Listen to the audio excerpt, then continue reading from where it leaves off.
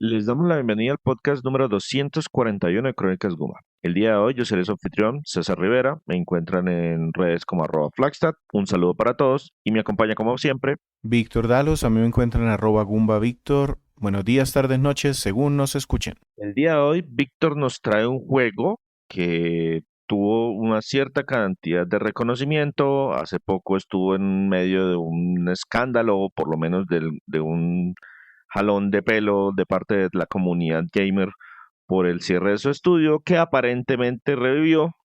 Entonces, cuénteme, Víctor, de qué juego vamos a hablar y qué nos vamos a quedar escuchando. Vamos a hablar de Hi-Fi Rush y de su banda sonora vamos a escuchar The Beacon, interpretada por el equipo de sonido, la banda de Bethesda y Tango Gameworks.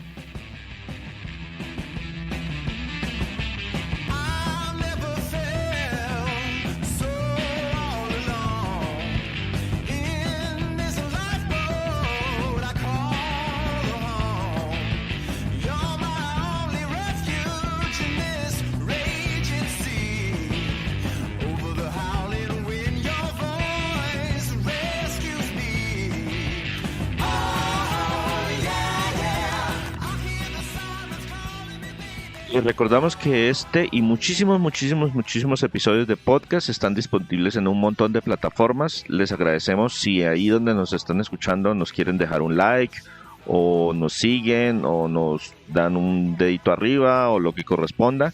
Y también si nos comparten con sus amigos, les dicen, miren, estoy escuchando un podcast de videojuegos que se publica semanalmente. De verdad, ese apoyo nos ayuda un montón. Víctor, entonces, Hi-Fi Rush. Este fue un título que, ahora sí, apareció de un sombrero, pero no de parte no de un sombrero de Víctor, sino de un sombrero de Microsoft.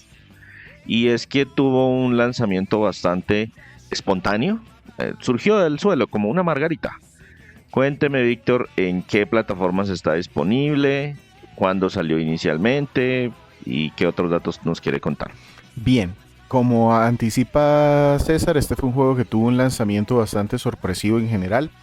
Fue desarrollado por Tango Gameworks. Sobre Tango ya hablamos en un podcast anterior, en el de Ghostwire Tokyo. Si quiere, pues ir y escuchan ese podcast. Pero en resumen, este es un estudio que se fundó en Tokio por allá en 2010. Su fundador es Shinji Mikami, el que es el padre de los Resident Evil y que pues se hizo muy famoso con eso. Dentro de los juegos más famosos de Tango está Devil Within, que tiene un par de títulos allí que parece quedar un poquito como en el aire. Pero de nuevo, si quieren escuchar un poquito más en profundidad de este estudio, pueden ir a ese podcast de Tango, de Ghostwire Tokyo. Es el episodio número 198, por si las. Correcto. Quiero hablarles un poquito del desarrollo de este juego. El director se llama John Johannes. Él conformó un grupo pequeño dentro de Tango y sacó inspiración de su vida propia. Yo escuché esto en un par de sesiones, incluso esto también está en varias conferencias del Game Developer Conference que hacen a veces, pues, donde hablan de cómo se inspiraron o de qué motor utilizaron. A veces dan unas conferencias tan técnicas y tan detalladas que es más como para los que ya están en el mundo del desarrollo. Aquí en estos espacios, este señor Johannes lo que comentaba es que cuando él estaba en su colegio, en su nivel de secundaria, él tenía una banda de rock y que le gustaba mucho ese sentimiento de ir a dar un concierto, de la música, de cómo todo se mueve cuando estaban tocando. Entonces pues dijo, voy a hacer eso en mi trabajo actual, que es el de hacer videojuegos. Cuando se graduó, la música pasó a ser solo un hobby. Él siguió jugando propuestas con ritmo como Rockman y todo esto. Entonces él llevó sus instrumentos a su sitio de trabajo y esto pues los inspiró poco a poco.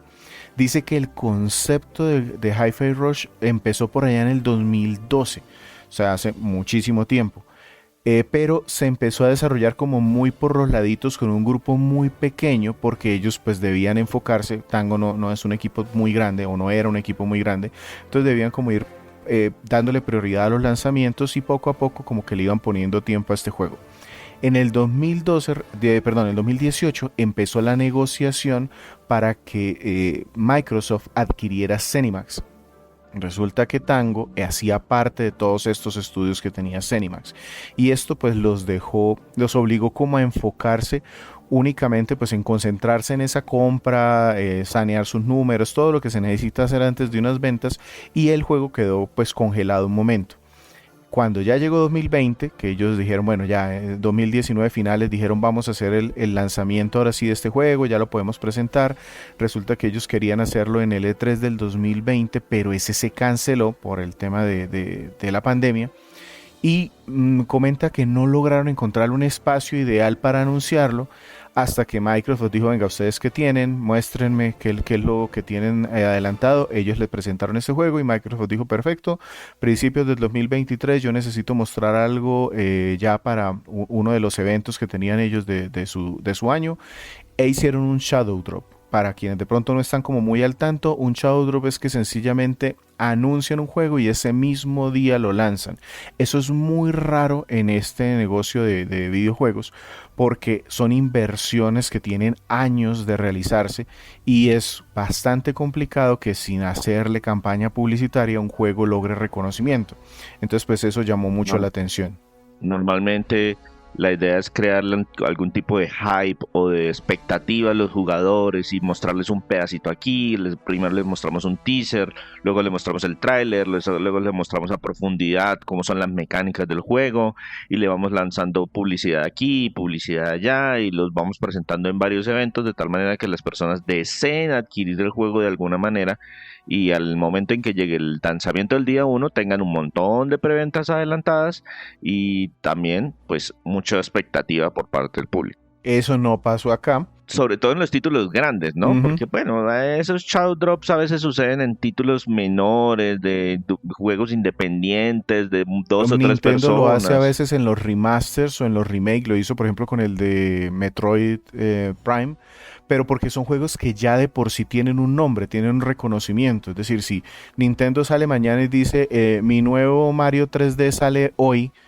pues seguro que van a vender un montón porque ya tienen un nombre reconocido. Lo mismo si no lo va a hacer, pero si Sony decidiera hacer algo con uno de sus nombres grandes, sí le puede llegar a afectar, pero pues es un... Exacto, venderían menos de lo esperado, pero igual venderían un montón. Mientras que, por ejemplo, un remaster o un juego independiente que diga, no, sí, anunciado hoy y está ya disponible en nuestra tienda, pues no tiene tanto efecto porque de pronto era una empresa que de entrada no tenía el presupuesto para hacer esa publicidad inicial. Así es, el lanzamiento entonces de este juego fue una sorpresa, pero tuvo también pues alguna forma de probar el empuje que podría llegar a darle un servicio como Game Pass, porque este juego pues uno de sus ganchos también fue que se anunció y que salía de una vez en el servicio de Game Pass, entonces los que ya estuviesen pagando su mensualidad podían sencillamente entrar, descargarlo y jugarlo, y eso le dio cierta visibilidad. Obtuvo buenas notas, se ganó varios premios en el 2023, se me olvidó decir que este juego al final se lanzó en enero del 2023 y como premio al buen trabajo que hizo Tango Gameworks, Xbox decidió cerrar el estudio. Sí, ahí voy a decir Microsoft, bueno, Bethesda y en cierta parte Microsoft, no sabemos si qué tantas manos tuvo el equipo directamente de Xbox, pero por lo menos Microsoft decidió cerrar el estudio. Y lo que más duro de aquí es que el director de juegos de Xbox justo estaba diciendo un día después del anuncio del cierre que lo que Microsoft necesitaba era juegos con presupuesto mediano, pero con mucha calidad para que le dieran visibilidad al servicio de Game Pass. Luego dijeron que era que ellos debían hacer unos ajustes para poder cumplir los objetivos financieros y que debían reducir su capital de trabajo y que como Tango no tenía proyectos avanzados, pues que esa era una decisión que no los afectaba tanto como si hubiesen decidido cerrar otros estudios. Luego más tarde dijeron que es que como el estudio estaba en Japón, su manejo se había hecho muy complicado y que por eso pues habían decidido cerrarlo. Luego dijeron que no, que pues no iban a sacar a todas las personas, que iban a reubicar a algunos del equipo. En fin, un manejo terrible de comunicación, de prensa. Dejó ver mucho el desorden de pronto que hay dentro de las relaciones, tanto de las comunicaciones como del manejo interno de Xbox y de Microsoft con toda la cantidad de estudios que adquirieron de golpe y se nota que no supieron cómo administrarlo, cómo gestionarlo, y tanto que pues nos estamos dando cuenta afuera ese desorden tan grande que tienen.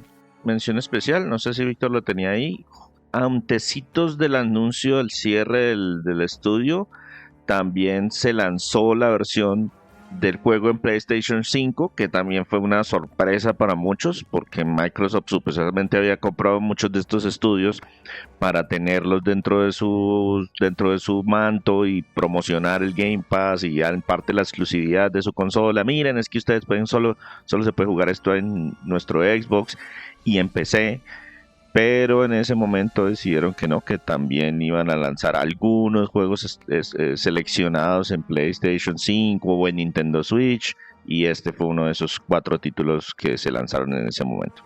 Así es, el caso es que Tango Gameworks en ese momento dejaba de existir con ese anuncio. Afortunadamente, la licencia y el mismo estudio fueron más tarde adquiridos por un estudio que se llama Krafton, el mismo estudio que está detrás de PUBG.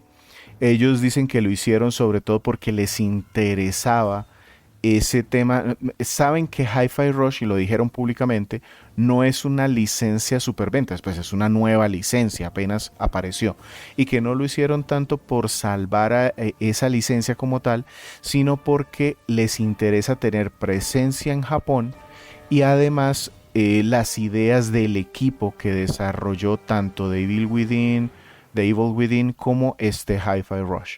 Entonces, en este momento el estudio está en reestructuración bajo Krafton, un grupo que tiene varios estudios en diferentes partes del mundo. Y hoy pues vamos a hablar entonces de Hi-Fi Rush, que en este momento se encuentra disponible en los Xbox, en PC y en PlayStation 5. Sí, ahí vale también la pena destacar que a pesar de que esta empresa adquirió a Tango Gameworks y en la licencia de Hi-Fi Rush, pues no se quedó con todas las licencias del estudio. Entonces, por ejemplo, The Evil Within todavía le pertenece a Microsoft, igual con Ghostwire Tokyo. Entonces, poco probable que veamos nuevas entregas de esto porque el estudio no está, pero las licencias las sigue teniendo esa empresa. Uh-huh. Listo, Víctor. Entonces, ahora cuénteme de qué va la trama de este juego. Porque yo he visto pedacitos de videos, pero no he entrado en mucho detalle precisamente porque no quiero verme como muy spoileado por muchas cosas. Pero veo un personaje joven, veo que tiene algo en el pecho, que tiene una mano o una guitarra, no sé, algo como mecánico. ¿De qué va todo esto? Correcto, entonces estamos en un mundo futurista. Nuestro protagonista se llama Shai, como dice César, es un joven algo despistado, él quiere ser una estrella de rock. Aparte tiene problemas en un brazo y acepta ser sujeto de pruebas para una nueva tecnología de una compañía que se llama Vandal Lake Corp. Básicamente lo que van a poner es un brazo mecánico y que pues él puede programar para poder ser estrella de rock, que es lo que él quiere hacer. ¿Qué pasa? Que cuando lo programan para su intervención, los robots que están trabajando ahí en Vanderlei andan como medio despistados y terminan agregándole un reproductor de música junto a la mejora del núcleo donde se mueve el brazo este mecánico. Entonces Chai termina por error con su brazo mecánico, pero con un reproductor de sonido ahí mismo integrado en todos sus circuitos. Como es un error, entonces a Chai lo consideran de inmediato un defecto y esta compañía dice no podemos aceptar ningún defecto porque esta es una tecnología, está apenas en prueba, lo vamos a eliminar y usted firmó dentro del contrato que aceptaba que eso era así. Entonces Chai empieza aquí a tratar de escapar y termina develando una trama empresarial. En el camino conoce a unos rebeldes que están vinculados de alguna manera con la corporación y que quieren ayudarlo, y la misión es esa, tratar de que Chai escape y develar esta trama corporativa que hay detrás de su error. He visto que esto tiene como mucho humor, como mucha comedia en parte de la trama.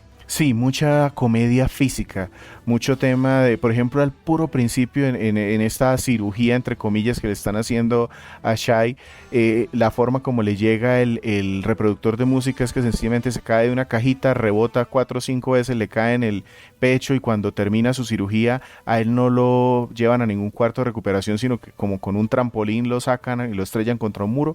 Entonces hay mucho de ese tipo de humor, aparte también en las conversaciones con todos los personajes que vamos conociendo, todos estos rebeldes que nos acompañan, hay como mucho, es como algunos son pícaros, otros son como muy, Chai de por sí es muy inocente y él sabe que no es como el cuchillo más afilado de la cocina.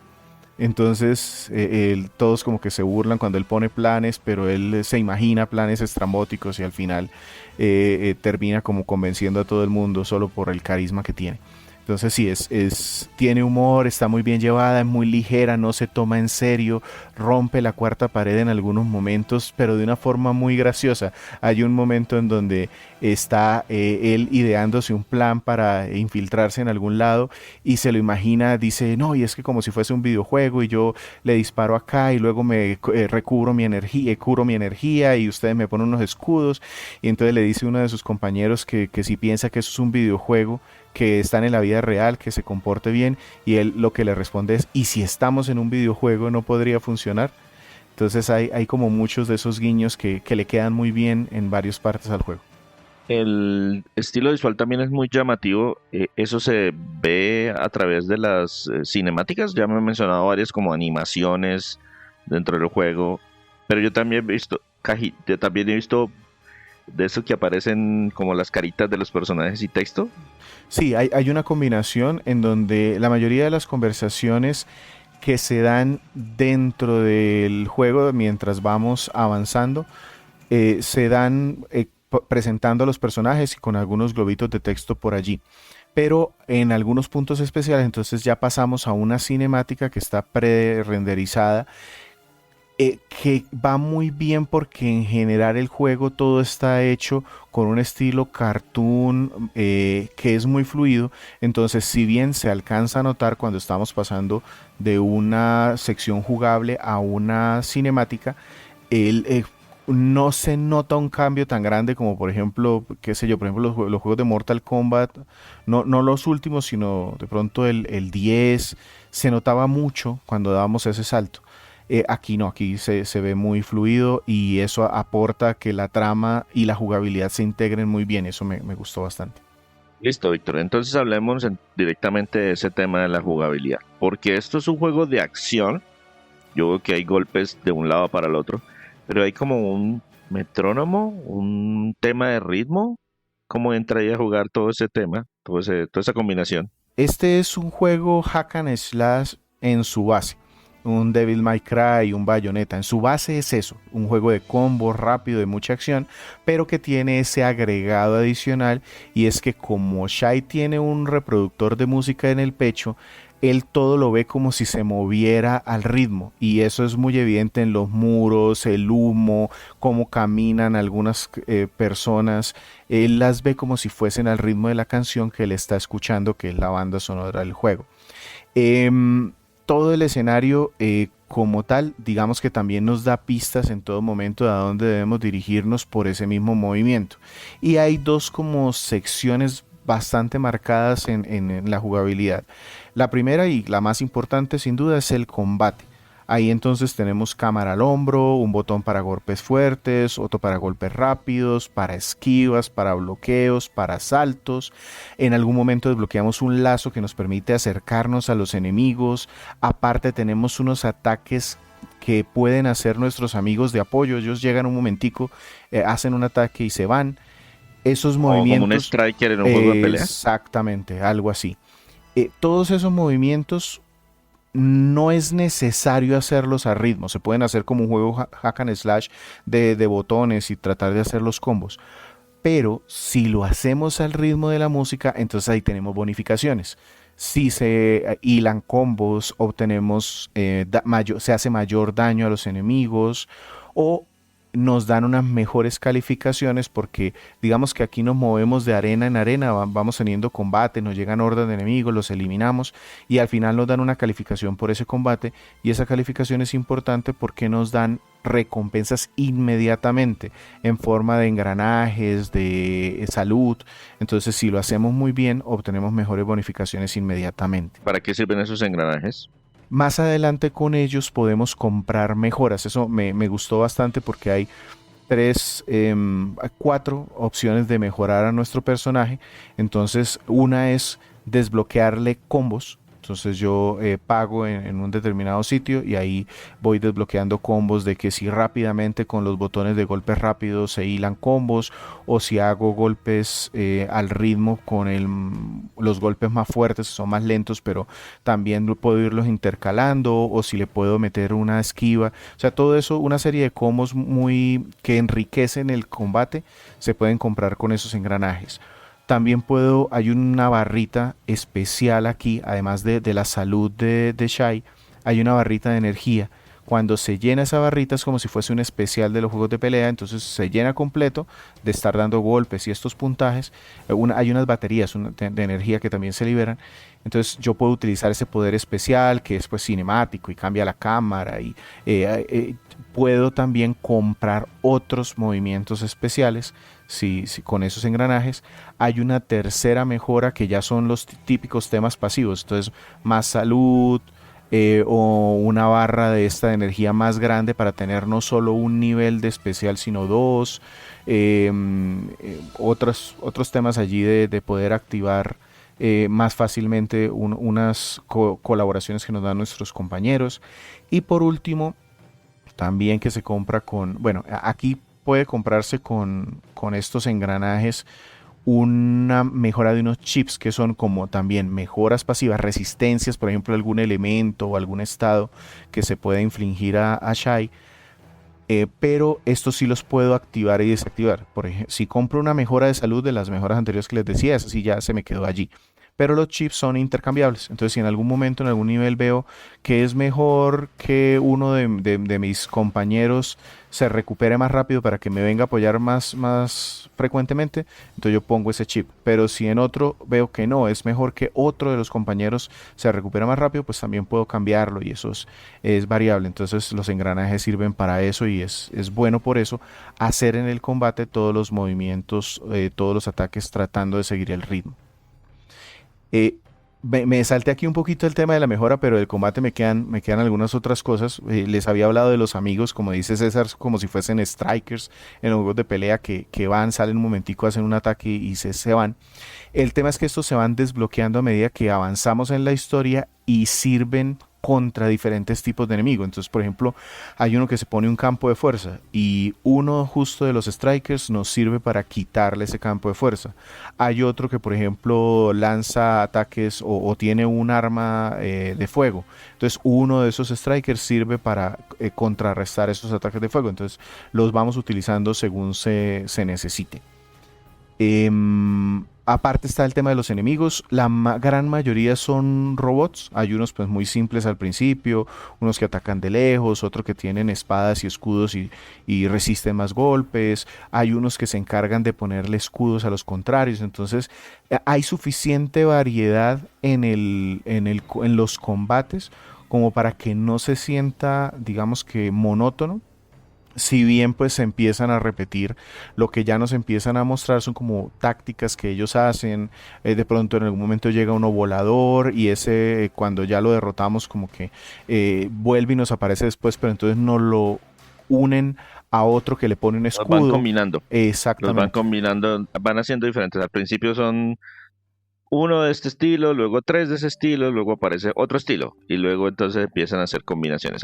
Del segundo estilo con dos de estos, uno de estos con dos de estos y ahora un nuevo estilo y así los van manteniendo frescos a través de las combinaciones. Así es. Hay un tema aquí en combate y es que yo les decía que en general todo se puede hacer, digamos que solo con los botones sin preocuparse mucho por el ritmo, se puede pasar, no hay problema. pero hay algunos momentos en los combates, sobre todo con jefes, porque aquí hay jefes de mitad de nivel normalmente y otros al final de los niveles que son los más importantes, que nos activan una especie de minijuego y casi todo ahí sí debe hacerse al ritmo, pero es de estos como de contrarrestar. Entonces sale el enemigo para la escena, nos marca una pauta o una clave de ritmo y lo que nosotros tenemos que hacer es, después de que él termina su clave de ritmo, repetirla nosotros, bien sea esquivando o bloqueando. Algunos ahí nos marcan en la pantalla muy claramente qué es lo que debemos hacer. Ahí sí nos obligan a que lo hagamos al ritmo, porque si fallamos, entonces recibimos un golpe y hay que volver a repetirlo hasta que lo podamos hacer correctamente. No es que sea, digamos, o sea, dependiendo del nivel de dificultad también. Este juego tiene un par de niveles de dificultad al principio. El más fácil es muy fácil, es decir, le perdona a uno mucho equivocarse y no darle bien en el beat. Ya el siguiente empieza a ser un poco más exigente, pero tampoco es que sea, digamos, que exija precisión total. Ya cuando se desbloquean los niveles de dificultad mayores, al terminar el juego, ahí sí ya, eso sí son, si no lo haces muy bien en el ritmo, ahí sí ya te matan, pues tienes que repetirlo y repetirlo hasta que lo hagas al ritmo en el combate y con los jefes. O sea que esto para una persona que no es tan rítmicamente viable, igual se puede pasar sin mucho problema. Sí, sí se puede pasar, se da repeticiones y además como yo puedo mejorar a Chai, entonces incluso hay chips para que te permitan una cierta ventana de una tolerancia pues adicional. Entonces, no pude, bueno, entonces cámbiale el chip, ponle el que te sirve y el juego le brinda las herramientas al jugador para que lo pueda pasar sin castigar tanto.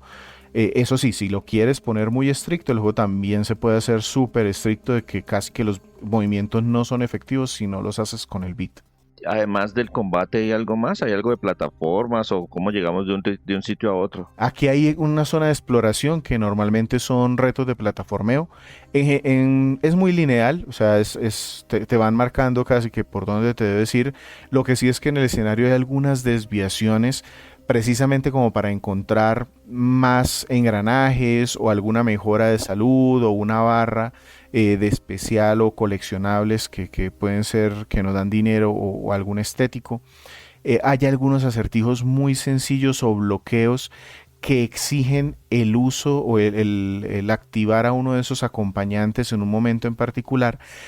Aquí pues digamos que hay unos que no me gustan mucho. Por ejemplo, hay una máquina que es como un ventilador o algo así, un motor, un generador, y tengo que activarlo con una secuencia de ritmo particular con uno de los compañeros, y si no lo hago pues perfecto, no se activa ese bloqueo que tengo ahí, no se desactiva. Y el tema es que casi siempre esos tienen, por ejemplo, activo el generador y ese generador me eleva unas plataformas, pero esas plataformas se vuelven y se caen con el tiempo. Entonces tengo que hacer el reto de ritmo, luego hacer el plataformeo, y si no lo logro hacer en el tiempo, me toca volver a hacer el reto del ritmo y volver a hacer el plataformeo hasta que lo logre.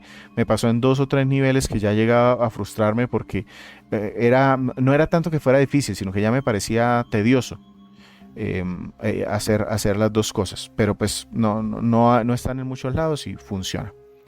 En cuanto a las mejoras que les comentaba, y ya como para cerrar esta parte, bueno, de lo de la exploración, comentar que pues sirven como para ubicarse en este escenario de la ciudadela de la corporación, porque vamos de diferentes áreas, de donde dan la producción, de donde dan de pronto el tema de las ruedas de prensa, un museo que hay por ahí. Entonces como que eso nos va cambiando también la forma de movernos. Hay una zona que es como por ejemplo un volcán, entonces hay muchas cavernas, hay una zona de producción donde hay muchos rieles donde nos colgamos y tenemos que esquivar cosas como si fuese un carrito allí a toda velocidad. Entonces eso me gustó también, que hay como variedad en esas secciones de exploración, pero sin duda lo que aquí es más importante es que eso nos sirve solamente como una forma para llegar a la siguiente arena de combate. ¿El juego tiene algún otro modo de juego? ¿Algún parte de retos, un boss rush o algo por el estilo? Al principio no.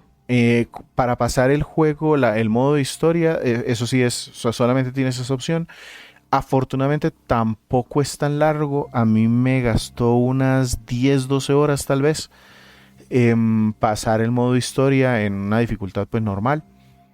Y ya... Es razonable para el Ujú, tipo de juego. correcto. Y cuando ya lo terminas, entonces ahí sí se te desbloquean un montón de cosas. Se desbloquea un modo arcade, por ejemplo, que sirve para jugar el nivel que tú quieras nada más, tratar de mejorar el nivel, el puntaje en algún combate en particular. Hay unos niveles de retos contra unos jefes. Aparte se desbloquea una torre que es como eso se da mucho en los beat'em ups, que sencillamente es un nivel de arena, peleo, elimino, luego más enemigos, hasta donde pueda sobrevivir.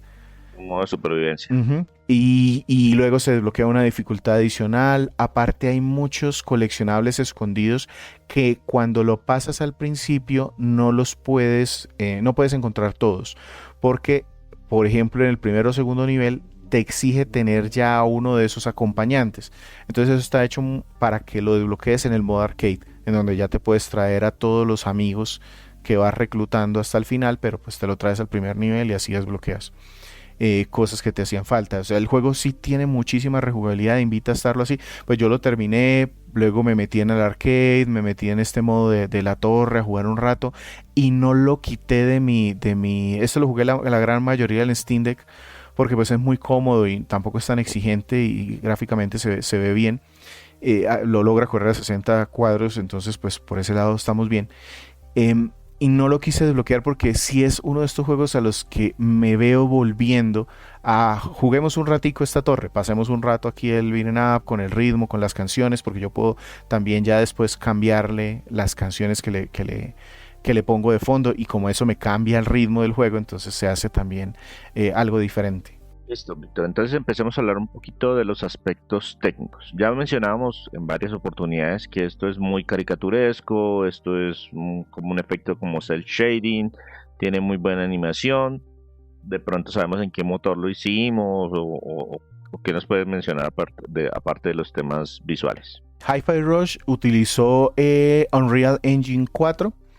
Ese pues motor es bastante conocido y digamos que ya hay bastante experiencia en el mercado para hacer pues entornos tridimensionales muy detallados.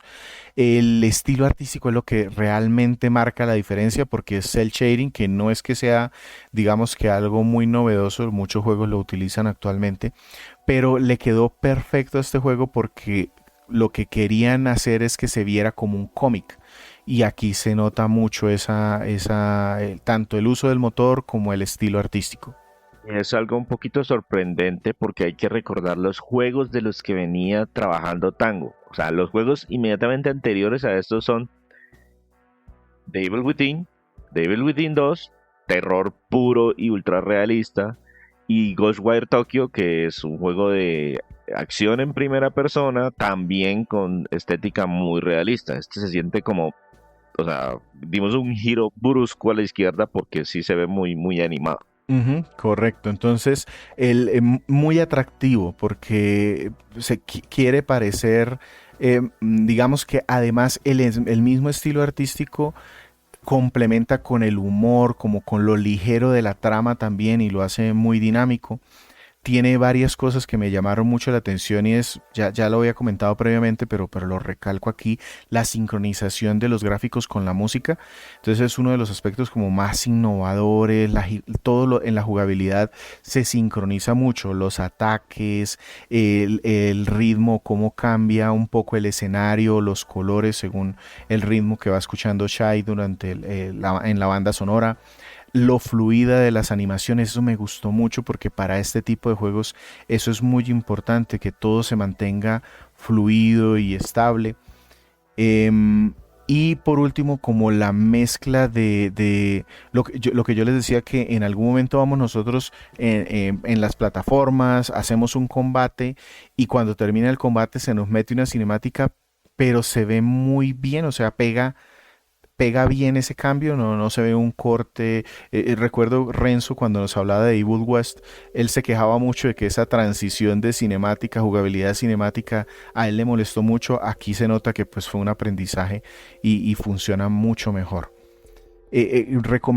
Comentaba el director que él quería hacer como homenaje a los juegos de Dreamcast, sobre todo nombraba Jet Set Radio, y yo creo que sí se nota mucho, sobre todo por lo de caricatura, y a mí me recordó me volví a ver ese pedacito de una película animada de Disney, Fantasía 2000. Hay un corto allí que se llama Rapsodia en Azul, que es una serie de historias de una ciudad, y todas las personas se mueven al ritmo. No, por algún motivo me lo recordó, volví a verlo y sí da como esa sensación que el escenario todo se mueva al ritmo de la música.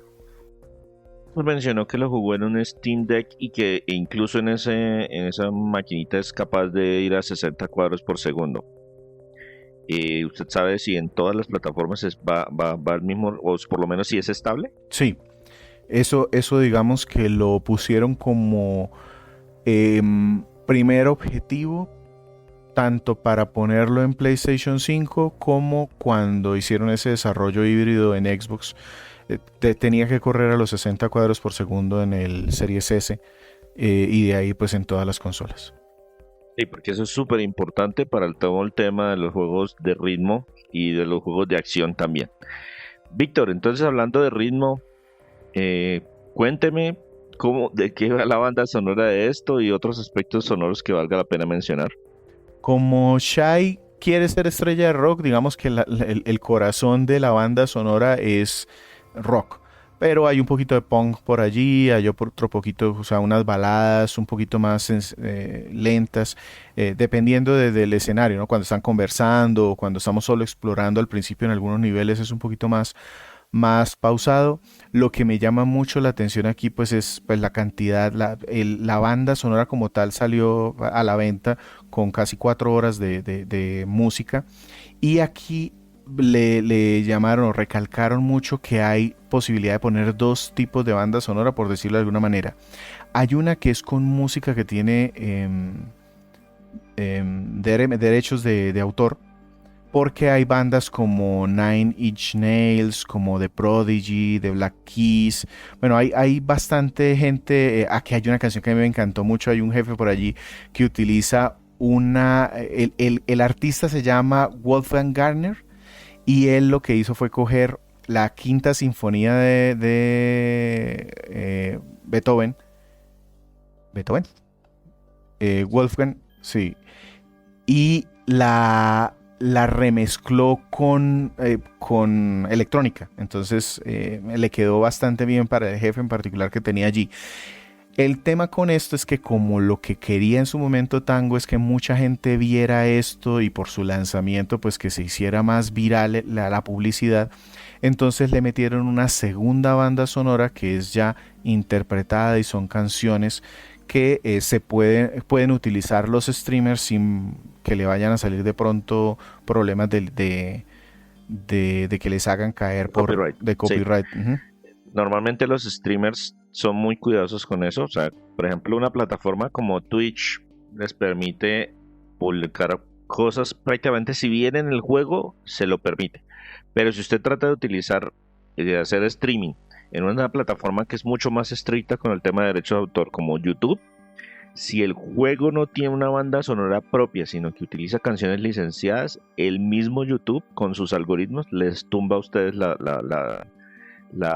el stream y los puede sancionar con strikes. Y después de cierta cantidad de strikes, pues ustedes les cancelan el canal, les bloquean. Entonces los streamers son muy muy cuidadosos con esto. Y si esto le hicieron Shadow Drop, necesitaban esa publicidad adicional que les podría generar este tipo de personas que les juegan en el juego en vivo, le muestran a otros jugadores, ya que no iban a tener la propaganda o el comercial o el banner en algún lado que invitara a jugar a otras personas. Uh-huh, así es.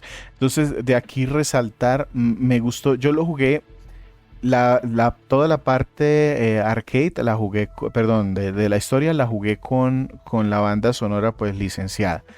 Me parece que es pues mejor sin duda, pero la otra tampoco me desagradó. Yo ya podía cambiarla, incluso mezclar canciones allí. De aquí resaltar, por ejemplo, de Nine Inch Nails, pues es la más famosa. Tiene dos, tres canciones aquí que me pareció que pegan súper bien.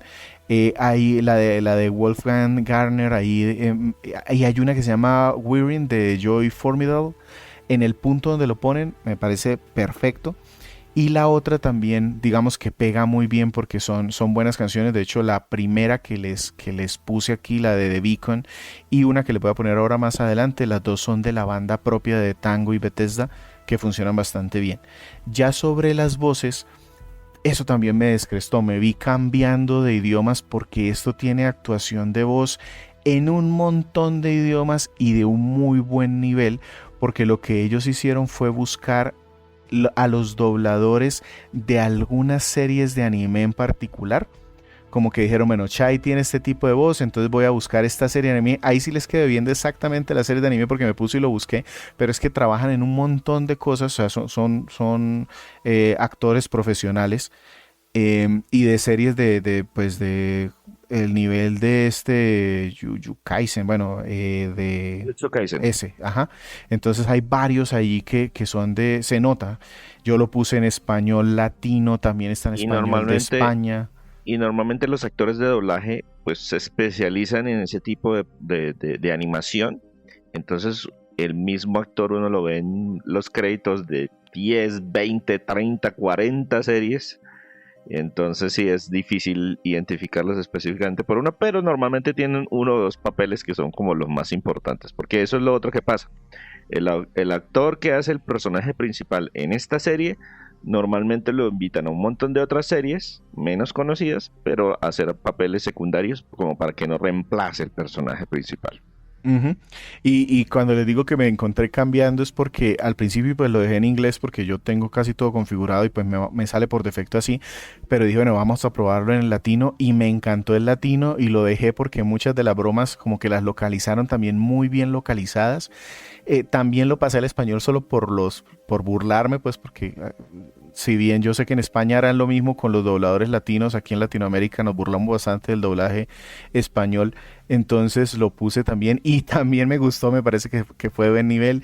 Está en portugués, está en polaco, en francés, en alemán, en italiano. Se nota que en eso le pusieron mucho cuidado y prácticamente todo tiene actuaciones de voz, las secuencias animadas, muchas de las conversaciones que ellos tienen a lo largo de la aventura del juego. De pronto solo hay unas secciones que son cuando estamos, digamos que como en una guarida que ellos tienen, ahí pues solamente son los globitos de texto, pero es lo de menos y no me molestó.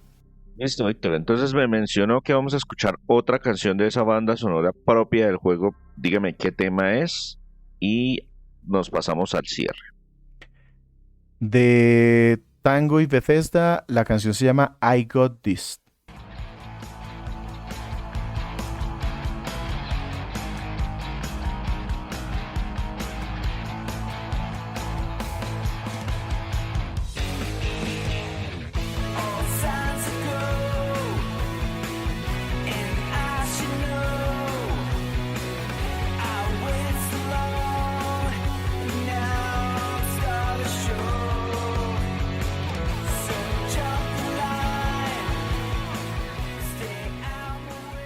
Les recordamos que además de estos podcasts, nosotros tenemos una página web www.cronicasgumba.com. Ahí publicamos semanalmente reseñas, muchas veces de juegos retros, de vez en cuando algún articulito o de pronto alguna reseña de un juego independiente que no alcanza a llegar a nuestro podcast. De verdad los invitamos a que nos visiten, así sea por pura curiosidad, que den clic en alguna de las reseñas que tenemos publicadas ahí mismo si quieren. Si de pronto no tienen alguna aplicación específica para podcast, también dentro de las publicaciones del podcast pueden escucharnos ahí mismo dentro de los navegadores. Tenemos un reproductor embebido y de verdad nos ayuda mucho que nos regalen esa visita. De pronto si hacen clic en alguna publicidad, porque es nuestra única forma de ingreso en este momento. Víctor, Hi-Fi Rush, que se lanzó en el 2023 para Xbox Series y para PC, y en el 2024 para PlayStation 5. Desarrollado por Tango Gameworks y publicado por Microsoft originalmente, como parte de su compra de Bethesda. Cuénteme cuáles son los aspectos positivos de este Hi-Fi Rush. Bien, el primero es sin duda la jugabilidad. Es un juego divertido y sólido en sus componentes. Los combates son divertidos, seguir el ritmo es muy entretenido, novedoso, va variando, digamos que lo suficiente, y el juego dura lo que debe durar. Si juegas solo para pasar la historia va a ser muy divertido, y si te queda gustando más, el juego también te ofrece cosas porque se puede hacer más complicado. Entonces el diseño de esos combates me pareció excelente. Aquí puntualmente los combates. El segundo punto, el arte en general compagina muy bien lo visual con el sonido, y como es un juego rítmico es muy importante la banda sonora, le pega muy bien, es tensa en los momentos que debe ser tensa, es ágil y desenfadada cuando lo debe ser, incluso hay unas secciones que son un poquito como más tristes en la historia, no mucho porque como les decía casi todo esto es digamos que acción y comedia, pero hay unos momentos un poquito más de reflexión y también la banda sonora le pegó bien. Más como emotivos que tristes. Correcto. Y tengo un tercer punto aquí, que es el sentido del humor es simple, o sea, es apto para niños, pero si le buscas hay también algunas bromas por allí doble sentido que hay que tenerle algo. Me encantó un personaje en particular, se llama Cinnamon, es un robot, y él en realidad es como quiere ser un terapeuta, un psicólogo, y él no tiene gestos. Entonces lo que él hace es que anda con un marcador borrable y en su cara de robot se pinta las emociones. Y eso me pareció gracioso porque estoy enojado, estoy sorprendido. Entonces rapidito se pinta, se dibuja en la cara y se presenta. Luego se borra y cambia su gesticulación y cómo habla. Me pareció muy, muy chévere en general esa parte de humor, cómo lo maneja. Esos son los 3 puntos que tengo. Listo, Víctor. ¿Y algún punto netamente negativo?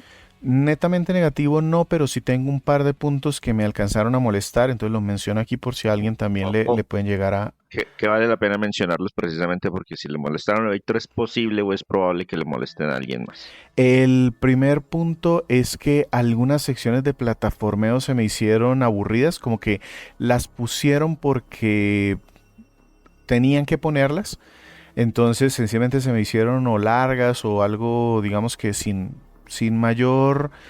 No tenían el cuidado, no tienen el cuidado y el mimo de algunas otras secciones del juego o de los combates. Entonces en algunas era solo camine hacia el frente y aquí pues le metemos 2 saltos como por variar, pero no había mucho más. Y en el mismo aspecto del plataformeo me ponen algunos bloqueos que requieren hacer de estos Quick Time Events, en los que les decía que tiene que venir algún ayudante y yo tengo que hacer el reto de ritmo rapidito para luego desbloquear unas plataformas o algo así. Algunos se me hicieron tediosos, no me gustaron, no es que fuesen muy difíciles, sencillamente que se me hicieron, pues que no le aportaron en ese punto al juego.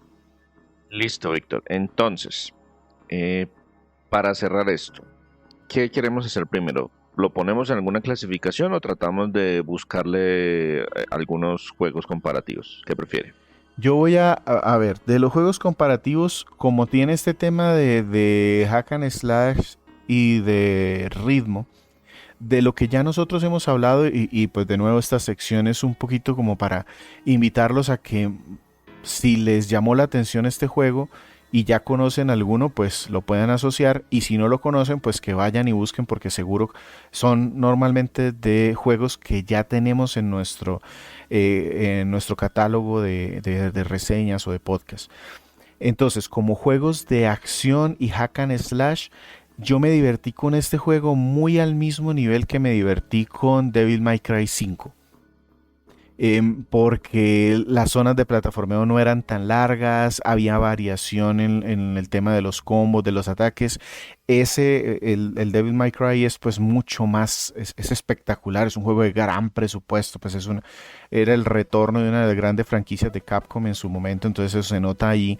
Este es un poquito más modesto en ese tema del presupuesto, pero no por eso deja de ser menos divertido. Entonces el Devil May Cry sin duda que pega ahí.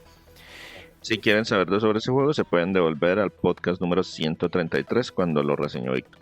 Nosotros hicimos hace poco un podcast en donde integramos dos juegos de ritmo, porque pues sin duda pertenece a esa categoría, no lo oculta en ningún momento, lo ponen desde el principio. Entonces de allí, principalmente el juego de Final Fantasy, me parece que es como un poquito más exigente. Theater Rhythm, Final Bar. En ese, digamos que integran un poquito más traerse tonadas y melodías un poco más rápidas, más exigentes. Entonces por eso me sentí en algún momento como también jugando eso, sobre todo en las plataformas, haciéndolo así al ritmo de la música.